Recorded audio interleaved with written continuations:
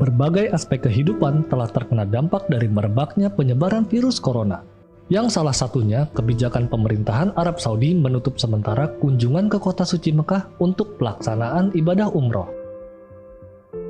Namun ini bukanlah kali pertama kebijakan yang dilakukan oleh pemerintah Arab Saudi. Pasalnya dalam sejarah pelaksanaan ibadah haji, Mekah sudah pernah ditutup sebanyak 40 kali.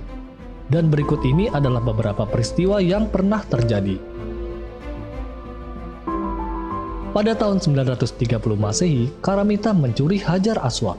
Dipimpin oleh Abu Thahir Al-Karamiti, yaitu salah satu sekte Syiah Ismailiyah, mendatangi Mekah bersama pengikutnya pada musim haji, membunuh jamaah yang sedang beribadah dan mengambil bongkahan batu Hajar Aswad. Batu mulia ini dikembalikan ke tempat asalnya setelah 22 tahun disimpan di daerah Hajar.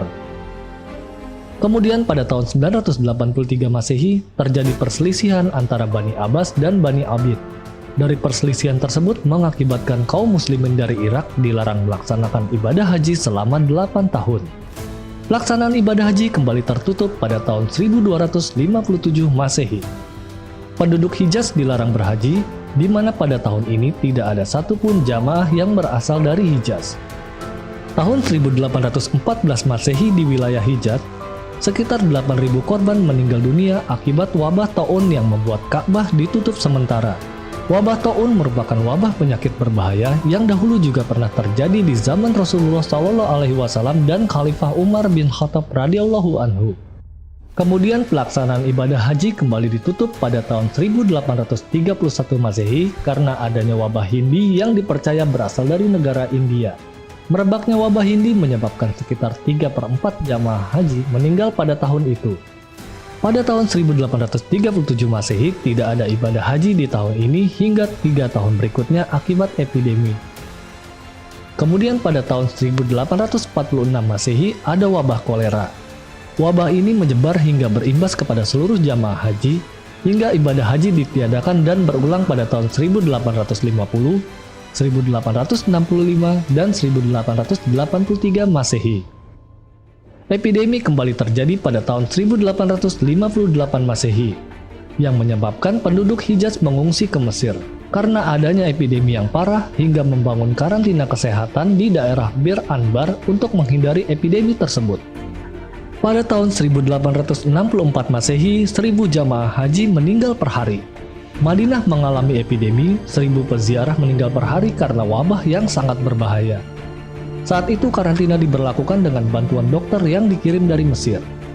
Tahun 1892 Masehi, wabah kolera menyerang saat bertepatan musim haji di mana kondisi bertambah parah setiap harinya hingga mayat-mayat menumpuk. Kematian meningkat di Arafah dan mencapai klimaksnya di Mina. Tahun 1895 Masehi juga terjadi wabah tipes, yakni pandemi yang mirip demam tifoid atau disentri, yang terindikasi dari konvoi yang datang dari Madinah.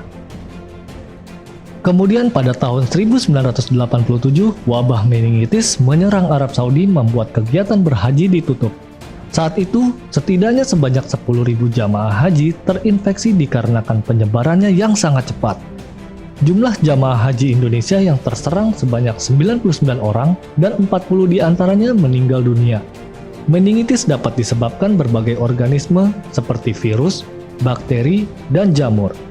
Meningitis yang disebabkan virus umumnya tidak berbahaya dan dapat sembuh tanpa perawatan spesifik. Namun meningitis akibat bakteri dapat berakibat serius seperti kerusakan otak atau kehilangan pendengaran. Resiko meningitis dapat dikurangi dengan pemberian vaksin. Khusus untuk jamaah haji dan umroh, vaksin meningitis meningococcus paling lambat diberikan 10-14 hari sebelum tiba di Tanah Suci, lantaran kekebalan tubuh baru akan terbentuk 10-14 hari setelah penyuntikan. Vaksin tersebut efektif untuk mencegah penyakit meningitis sampai dengan 90% dan respon antibodi yang diperoleh setelah 10-14 hari penyuntikan dapat bertahan selama 3 tahun. Lalu pada tahun 2020 ini, kita sedang dihadapi sebuah ujian dengan merebaknya virus corona atau yang dikenal dengan COVID-19. Marilah kita sama-sama berharap dan berdoa, semoga pelaksanaan ibadah haji pada tahun ini tetap dapat dilaksanakan. Said bin Al-Musyayib berkata, barang siapa yang bertekad melaksanakan sholat, puasa, haji, umroh atau berjihad, lantas ia terhalang melakukannya, maka Allah mencatat apa yang ia niatkan.